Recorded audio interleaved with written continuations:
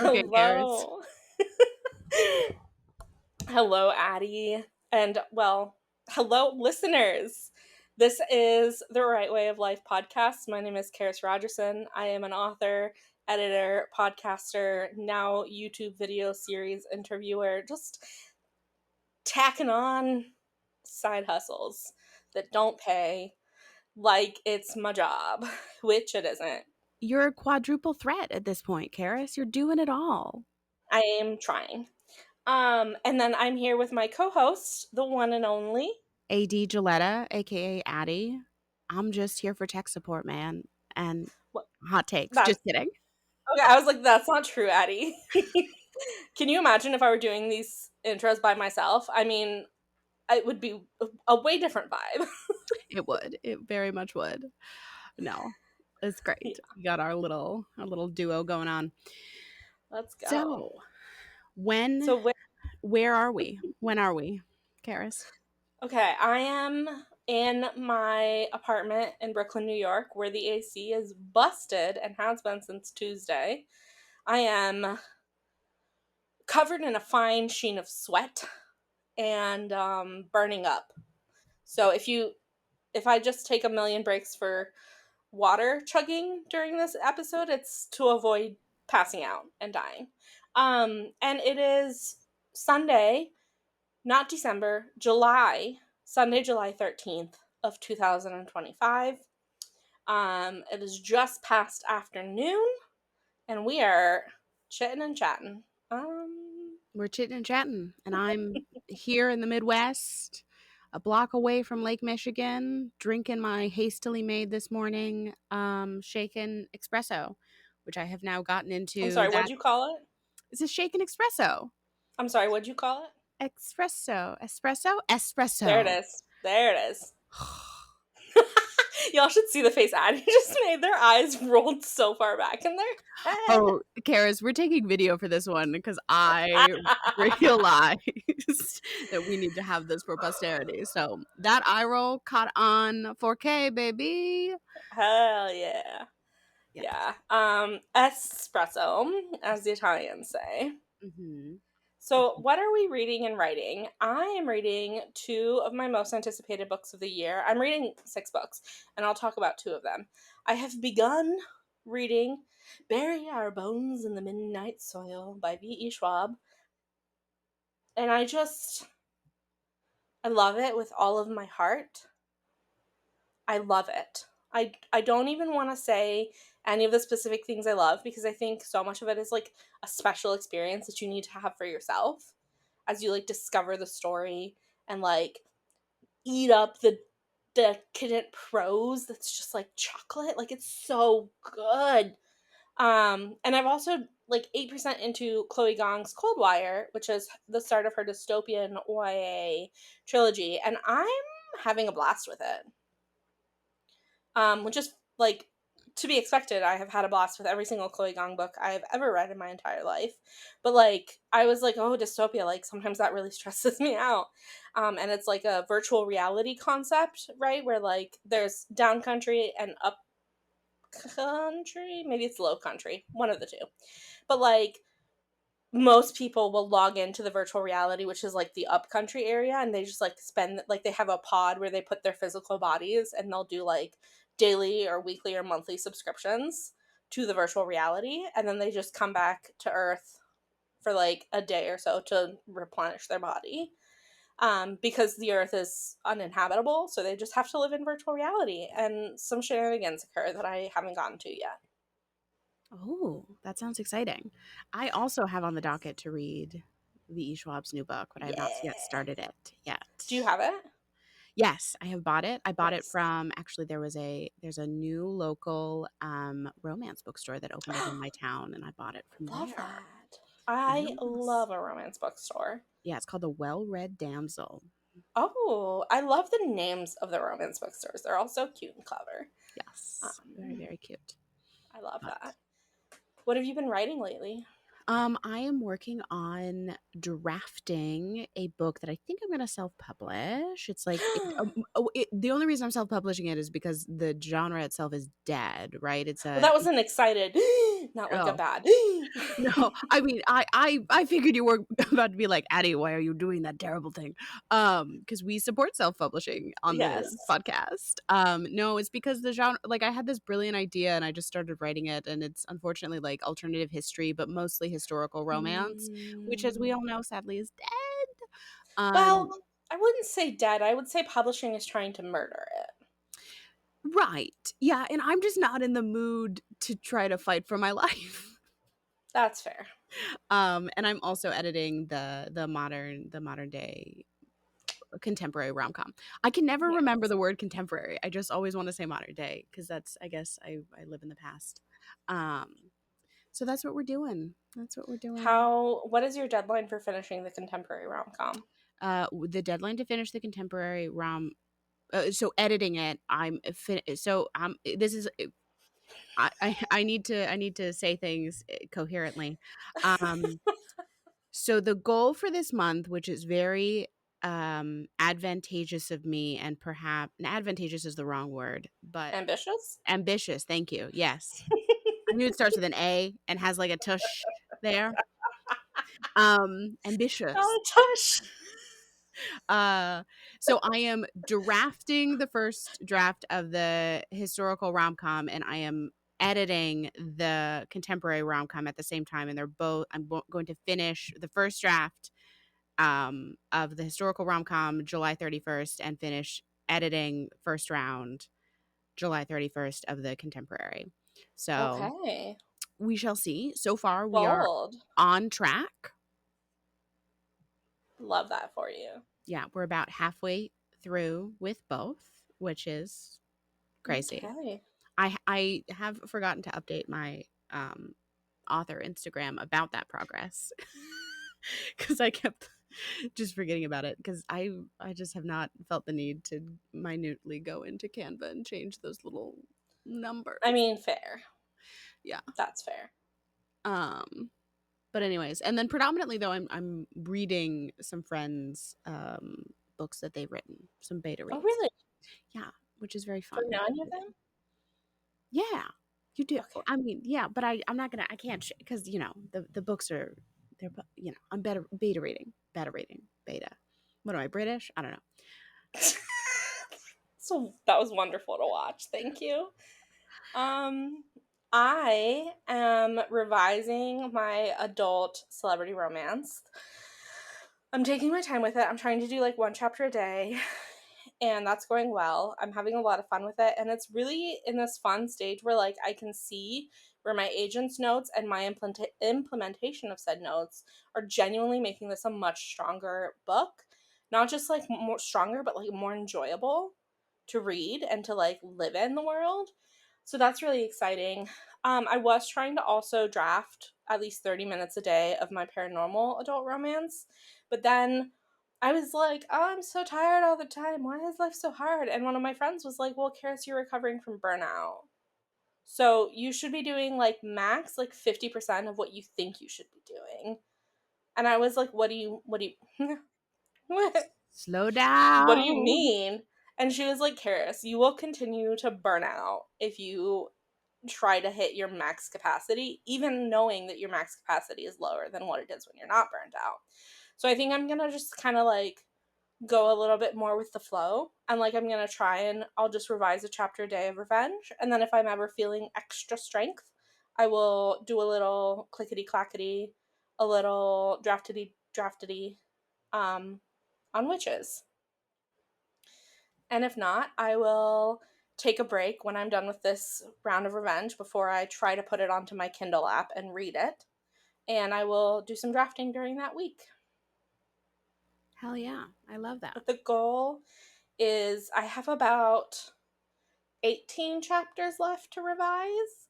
And my goal is I would like to finish by July 31st.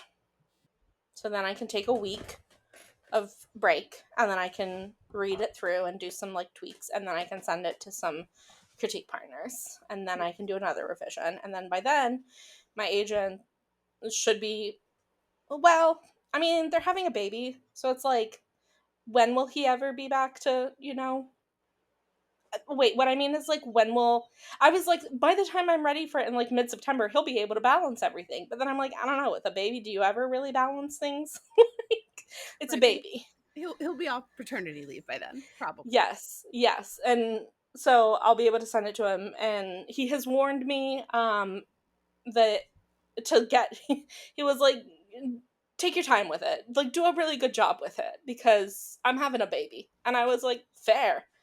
So that's why I'm doing, like, multiple rounds between sending it back to him, because I don't wanna send him a book that, like, isn't almost sub-ready. Right. Right. That makes sense. Yeah. That's exciting though. I know, my dream is, like, to be able to go on sub by October. Fingers We shall see if that crossed. happens, because that is a mere 3 months away. Well, 4 months if you count July. Yeah, Um, we're not even halfway through July. So, so yeah. sad. Um, yeah, and then as the year continues, I will this is totally off topic, but, like, I've applied to so many workshops and retreats for next year, and I just need to start hearing back from them so that I can make plans. Why am I doing that with my hand? I keep forgetting we're being videoed. I mean, I'm just trying to get us content for our TikTok account so that we can go viral and get tons of followers. Yeah, I think that you should definitely post this on TikTok because I look great. Mhm. Um, anyway, so this episode is going to be again a little different. We don't have a guest. We are gearing up for a really rockin' season finale where we will have a guest. But this week, it's just me and Addie, and we thought that it would be really fun to do some reflecting on the podcast so far. We've done 11 episodes, we've had 9 guests. We have talked about craft topics, we've talked about what craft is, we've talked about AI and how it is the devil. So I thought it would be really fun if we just kind of like chatted about what this experience has been like, because it is my first time doing a podcast. As far as I know, it's also Addie's first time doing a podcast. It is. It is. Yeah. And I think it's been so much more fun than I expected, and I truly thought it would be so fun. No, it's been really great. It's been like I think for me selfishly, I think this has really kicked my butt into gear to focus more on my writing. I mean, I have a day Mm. job, of course, so I have to pay Yeah. the bills that way. But you know, a lot of my favorite writers still keep their 9 to 5s and continue to write. And I think that like Hmm. listening to this podcast also, I think, has empowered me to feel a little bit more confident in my writing craft.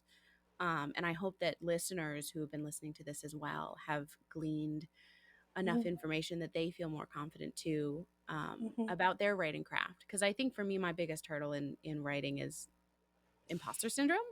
And it's been lovely sometimes too to hear from folks of like they're talking about these craft subjects and I consider Hmm. them an expert in it, but also it's they're just people and they're going along and sometimes making it up as they go, and some folks who I thought, Award-winning authors. They're oh, just like us. they're just like us. What?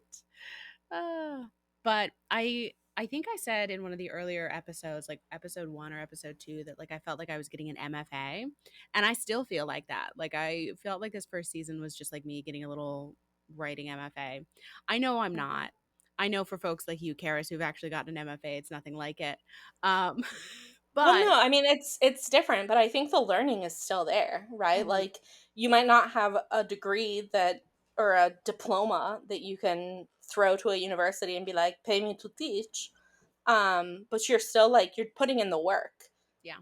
to learn, and you're putting in the work to write. And I think that's really cool because um I have been through periods of my life where I was working full time where writing took like a way, way back seat just because of the type of job that I had. And I know that you have been in a period recently where your job, parentheses, S, close parentheses, have been all consuming because you had 17 of them.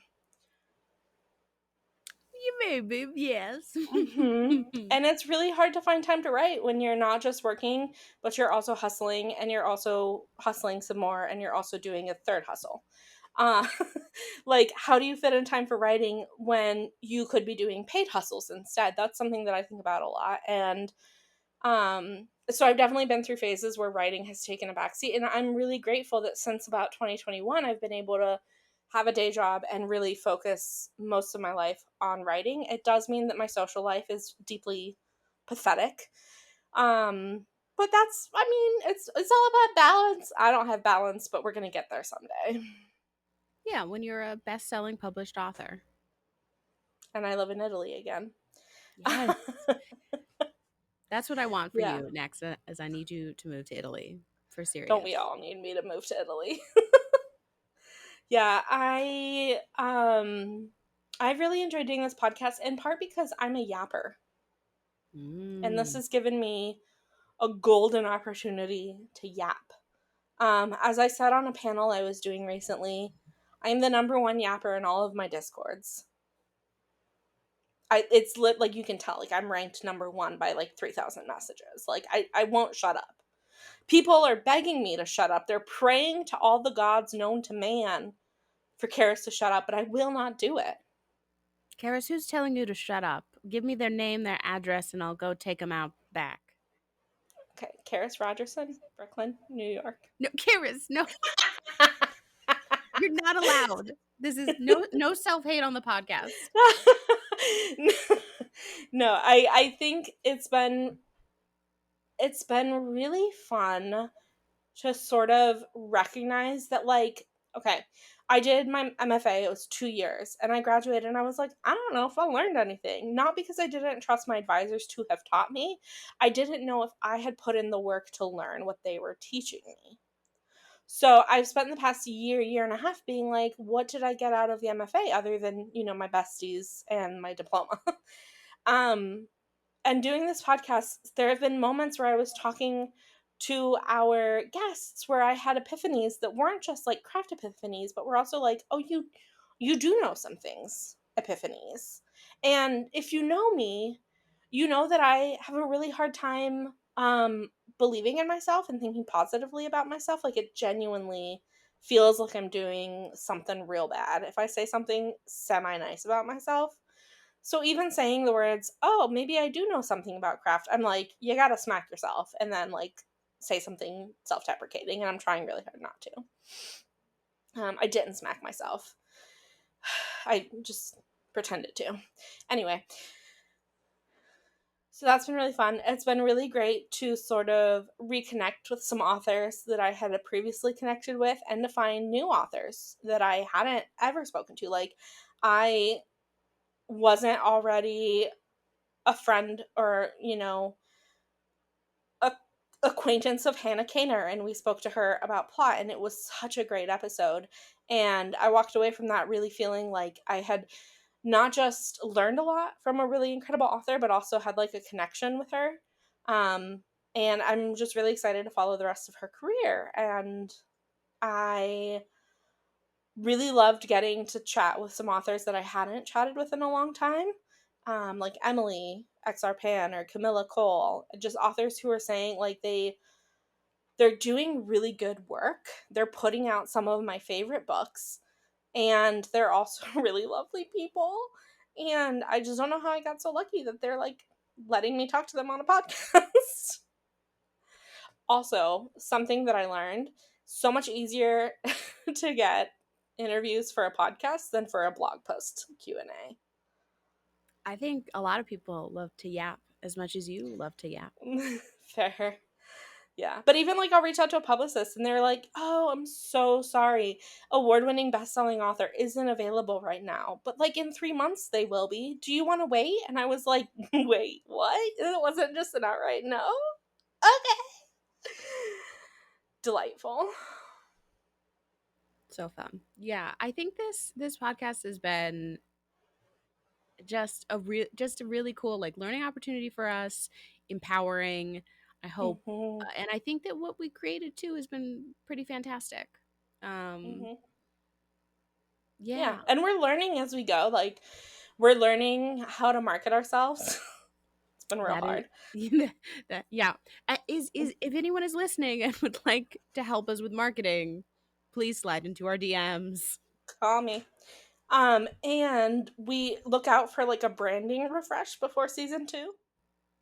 Hint, hint. Yes, yes, Wink, wink. yes. Winkety wink. We are really excited too about our second season. We had a little virtual retreat that lasted an hour and a half in May, where we just kind of planned out what we want our next season to look like. And I, for one, am so stoked. We're really like ramping things up. We are getting our ducks in an order. I'm learning how to like coordinate things on the back end in terms of like guests and schedules and all that fun stuff. So it's been really good. And oh dear, I just lost my train of thought. How embarrassing. And that's what editing is for. No, keep it in. Yeah.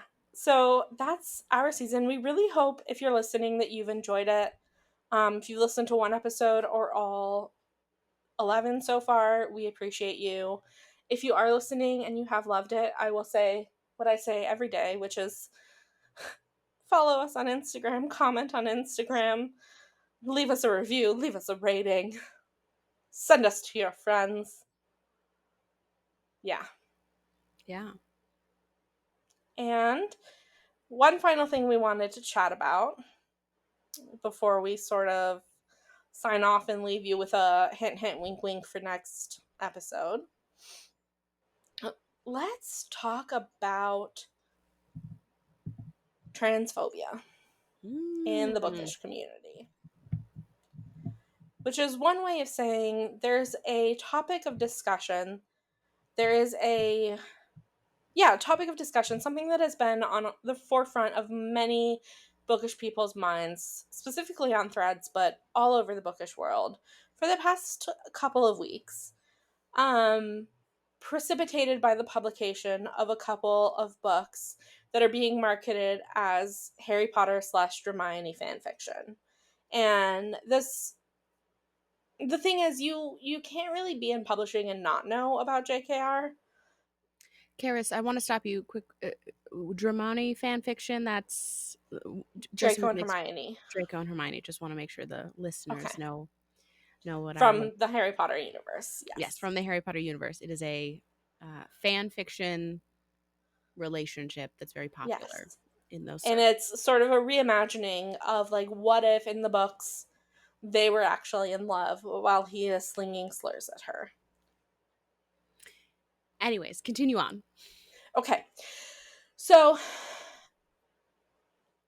it's been a hot topic. I have been an avowed anti-JKR person since her transphobia first came out. I found that the Harry Potter books were very good for me in my high school days. They gave me lots of comfort. They brought me lots of joy. But I didn't find it all that hard when she revealed herself as a transphobe who was using her platform and her money to actively harm trans people, both in her country and across the globe. Didn't find it that hard to say, you know what, it's not actually worth trans people's lives to keep engaging in this fandom. Which is maybe because it wasn't as formative for me as for many people. I didn't read it till I was already 15. Or maybe I just was, I don't know. But I have a hard time comprehending the clinging to it. Because, I mean, we live in a really great time for kidlit, for diverse kidlit. There are some incredible magic school stories, like Danielle Clayton's Marvelerverse is really good. The Claribel or A. Ortega's Witchlings books. They are magical. They are school stories sometimes. They have houses that you can sort kids into. They're queer affirming. They're racially diverse. Like they're really fun too. Mm-hmm. It's not like they're just like, like they're good stories. And I think that yes, for so many people, Harry Potter was huge and massive and foundational, but we have to make room for new stories to be huge and massive and foundational in our lives and in kids' lives. Yeah, and I want to speak as someone who was obsessed with Harry Potter and would have ranked Harry Potter as like the second most foundational thing that I ever Mm, read as a kid. Like mhm, I read prior to the blatant transphobia that J.K. Rowling started to spew, I would reread the Harry Potter books in their entirety at least once or twice a mhm, year. I mhm. had an encyclopedic knowledge of the Harry Potter universe. I knew fan fiction. I knew not like I would unearth interviews that JKR did from like 2004 and would keep that information in my little noggin and being like, actually, this is like absolutely obsessed. Had multiple Harry Potter themed birthday parties. Like I had the robes, I had the wands, the whole kit kat and caboodle. Like the thing that I would do is I'd make my friends in high school take, or rather in middle school, I would make them take the sorting quiz and I would judge them if they were not in a house that I liked, which like perhaps is a precursor to the fact that the Harry Potter universe is steeped in prejudice and racism and sexism, and the fact that you're sorting small children based on their, traits in that moment and then judging them For the rest odd of their for the lives. rest of their lives. Oddly enough, I will say the first like crack in the armor of my eventual um hatred of the Harry Potter series was the fact that I took the official sorting quiz and it sorted me into Slytherin, Mm, which that bro- tracks. broke. I mean, yeah, absolutely. I mean, in a typical Slytherin move, I took the sorting quiz so many times, and I kept trying to choose different answers, but were still true to me, and I still kept getting Slytherin until I finally got Ravenclaw after 22 attempts and a spreadsheet to figure out Not a spreadsheet. I was like, this is wrong. Which, anyways, but that is to say that like it shook me to my foundational core when I got Slytherin because I thought it meant that I was a bad person, which like as a children's book is something that should not do Mhm. to a kid. I mean, it's really when you think about it, you get Slytherin, you're a bad person. You get Hufflepuff, you're boring. You get Yeah. Ravenclaw, you're smart, and that's it. And you get Gryffindor, and you're perfect. Like, Right. you have one option out of four to be happy with yourself. Two, if you consider smarts to be good. Yeah, exactly. And like for me, the way that I see it is like something could have been foundational to you, but once you grow up and know more and recognize that that is actually a harmful thing, like you have to let it go. Right? You have to be better. I think it ties honestly, I think perhaps, and I could be wrong, but I think this ties into white supremacy and white folks' idea that like they can't be racist or that they couldn't have um uh experienced any sort of privilege in their lives if they weren't like a super rich person, right? Like it's an unwillingness to take any personal responsibility or to say that like I am complicit in this thing. So it's like, yeah, we know that Mhm. JKR is bad and I'm not going to really spend my money now, but like this was really foundational to me and you can't take that from me. And it's like you can change and grow as a person and recognize that this thing that you loved is harmful and hurtful. Like you don't have to necessarily say to the 12-year-old version of yourself like, "Oh, you need to hate that." Like you were no, you didn't know any better at that moment. But now you None of do. us did because she wasn't writing essays and, well, publicly bankrolling turfy legislation. Right. I mean there are, yes. And especially for me as a non-binary person, it's a little bit more, it's like it's like a knife in the back. Mhm, Um mhm, but there's other genuinely like super problematic things just within the Harry Potter world. It mhm, is like a racist and anti-Semitic book series steeped in those things regardless of the blatant transphobia from its creator. Like Cho Chang or mm, Kingsley Shacklebolt. mhm. What are those names It's for just she doesn't have any curiosity no. about any other experience. No, and that's the thing where it's like for me, it's like you said, if if you're clinging to Harry Potter for the nostalgia aspect that you want a fantastic magical series to give to your children or your future children, there are other book series that are so much more inclusive and written by people who are not outright bigots that you Mm-hmm. can give to your children or your future children. Mm-hmm. And they will do better the more you buy them. So, you Yeah. know, Yes. whatever. Capitalism breeds money, etc., etc. Anyway, yeah, and I was never a Dramione shipper, mostly because the book wanted me to hate Draco Malfoy, and so I hated Draco Malfoy. Um, there are whatever. We don't need to get into the like ethics of the ship.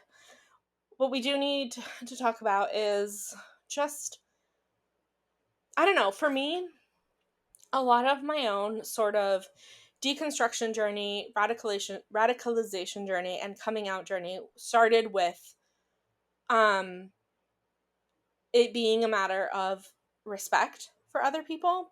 Mm-hmm. Because when my first non-binary friends came out to me as a non-binary, I had never heard the term, was not familiar with the concept, didn't know gender could be was a social contract construct, could be anything but like rigid like armor that you put on yourself. I had no conceptualization for it, but my friends were like, "Listen, I am, at the I think it was like 2016, so a lot like a common term was like gender nonconforming, Mm-hmm. um or and then eventually like a lot of people started coming out as non-binary, but the to me I was in the church and I wasn't sure if I could believe that it was okay to be trans, but I did know that I'm supposed to love my neighbor, and part of loving my neighbor means respecting them. And when my neighbor comes to me and says, "This is who I am, this is how I want you to talk about and to me," I say, "Okay." And so I used the correct pronouns. And so I started training my brain to break that gender binary for myself too, because I Mm-hmm. knew that like I could pretend all I wanted to be an ally, but I needed to internalize it as well. Um all that to say, I think it's a similar case now where you might not get why writing and or supporting Harry Potter fan fiction is hurtful to trans folks.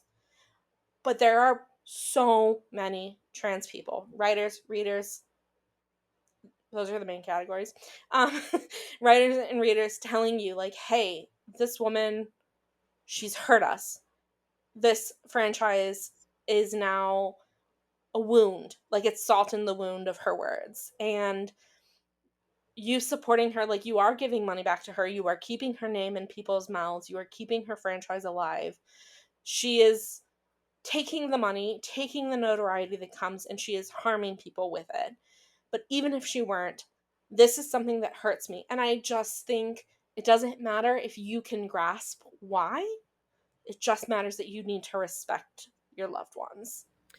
I also think that anytime that you have to post marketing and then add the asterisk, but I want to make it clear that I'm a trans activist and I believe that trans people have a right to live and not be harassed and not be legislated out of like if you need to make an asterisk that you're not a bigot and you're not transphobic, Mm-hmm. perhaps your marketing needs to change. I also think, and I'm not sure if this is like, so tell me, Addie, if this is like a false equivalency or whatever, because I Mhm. trust you to actually know logic. Um, I just look around and I've been doing interviews for an article I'm writing about book bans. And I look around and I see the government and I see agents of chaos like Moms for Liberty, and I see bigots, and they are trying to keep publishers, keep libraries, keep schools, keep writers from telling stories about trans people, about queer people, about BIPOC experiences. And instead of putting their time and effort and money to fighting those book bans, publishers are putting their time and effort and money to publicizing Harry Potter fanfic. And to me, it feels like, it just feels like a slap in the face. Like, we don't care that your books are being banned and you don't know if you'll be able to make a living as a writer, or you'll be, um, persecuted yourself for having written queer stories. We don't care. We just want to make money, and we can make money with Harry Potter.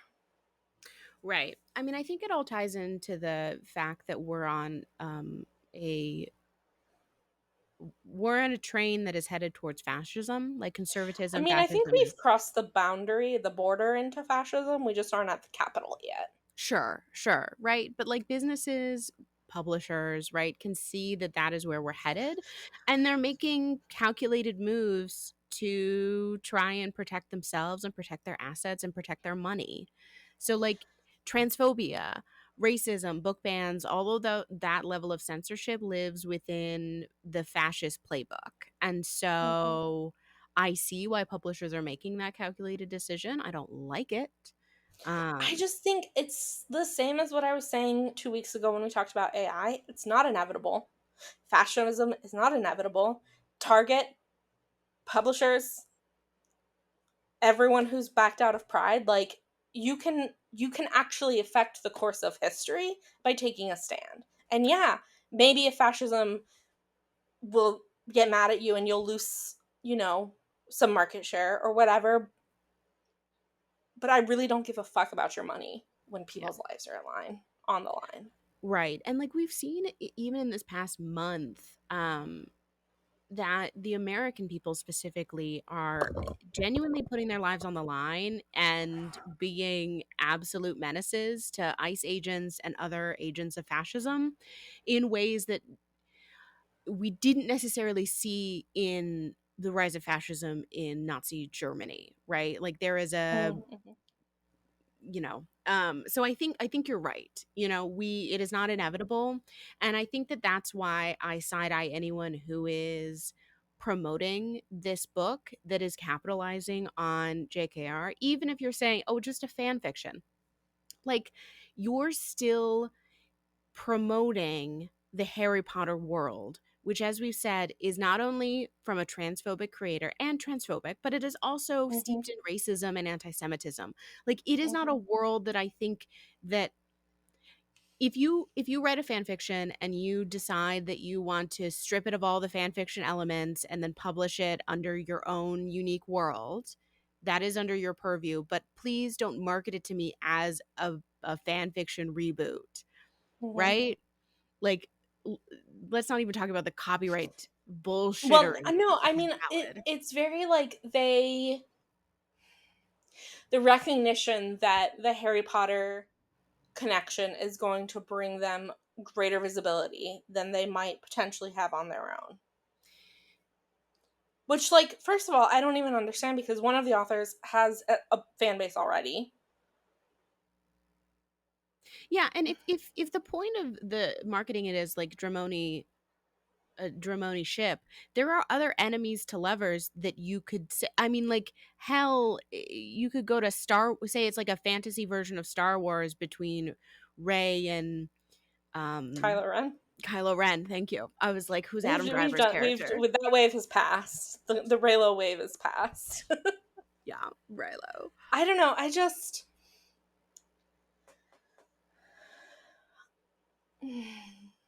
I have a lot of feelings, and I have a lot of disappointment in authors that I thought would be willing to take a stand for their trans colleagues and readers. Mm-hmm. And I have had friends or like close acquaintances in the past who have been called out on social media. And sometimes I agreed with the call outs, and I took pains to speak to that person. And like, it's really hard to no longer have a relationship with someone whom you love and who has even supported you greatly. And I'm not saying that every author who's friends with one of these authors needs to cut them off. I am saying though that like they should, like, it's really disappointing to see vocal support instead of gentle call-ins. And for all I know, they are calling them in, but like then they're also supporting them, so it's confusing. Right. I think that any like the bookish community, right, is relatively small Mm-hmm. ultimately. And Mm-hmm.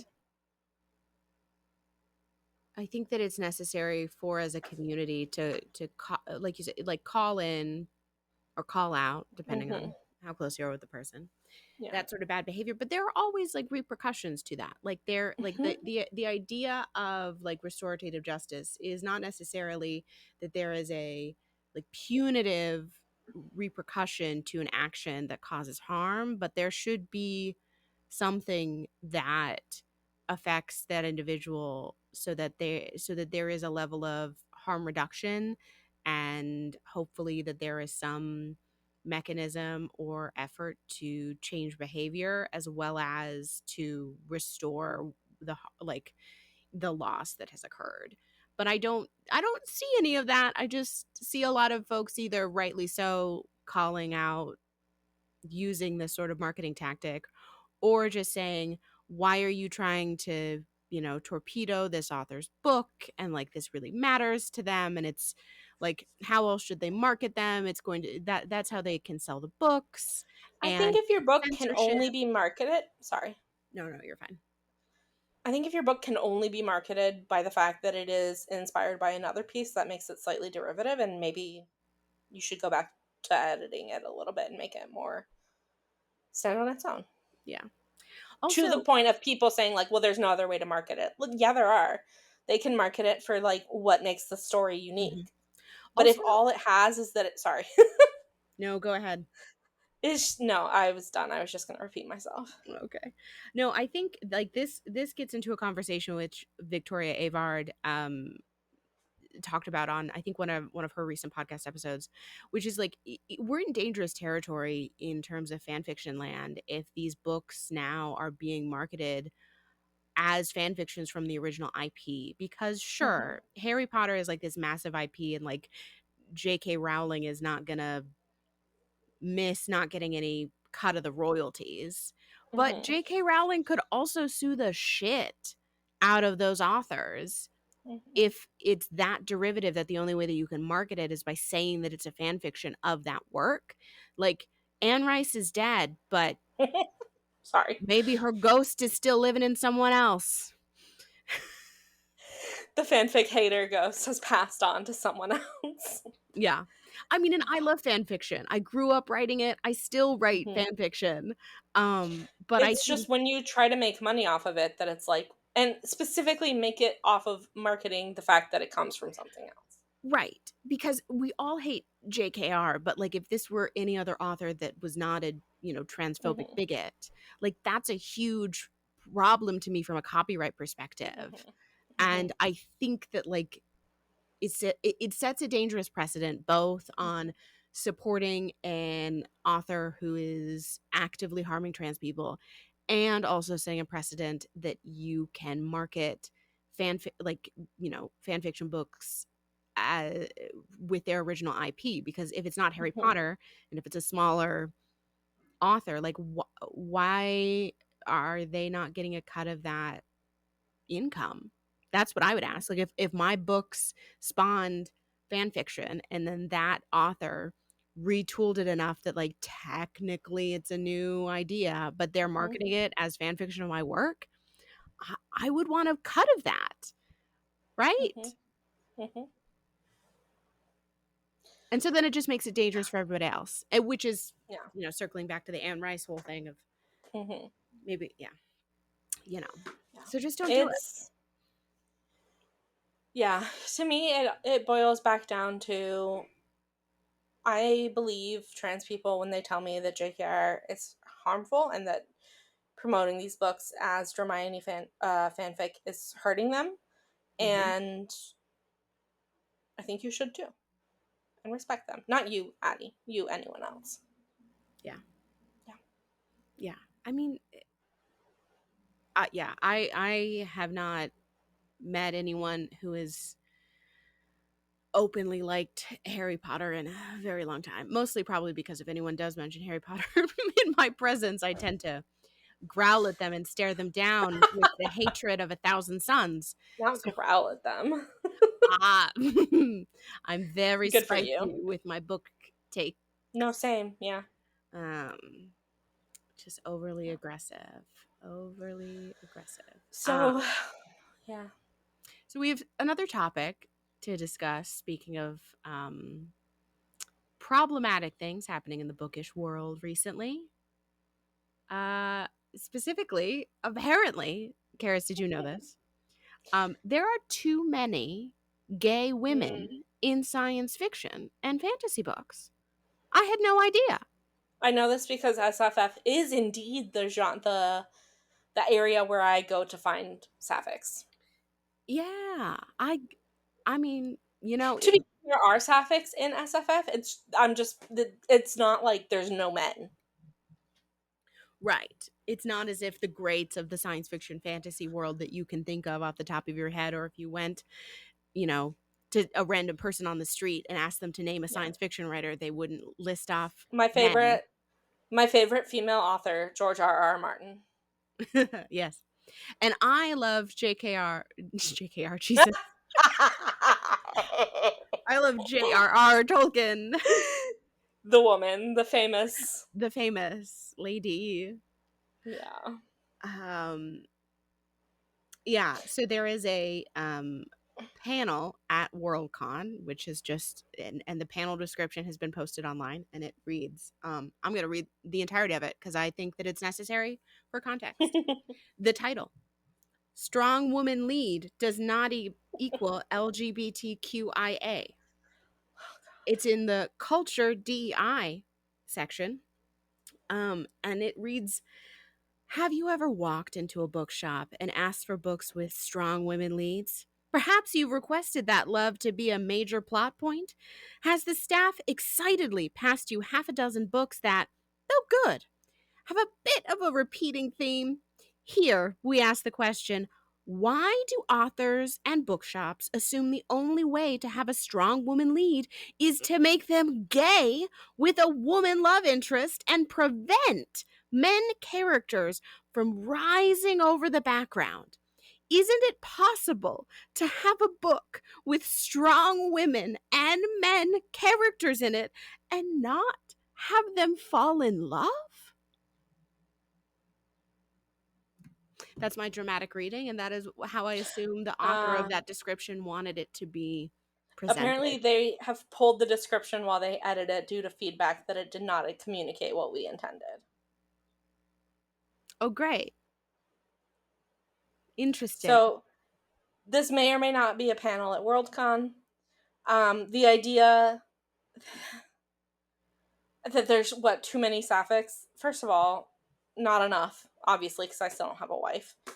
Just in general in the Right. world, but like, what are you talking about?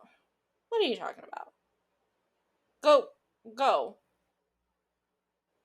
just go somewhere else. There If are your not too many sapphics anywhere, except maybe Bushwick on a Saturday night. equality feels like oppression if you've always been privileged. That feels like a good note to end on. And that's our episode. What?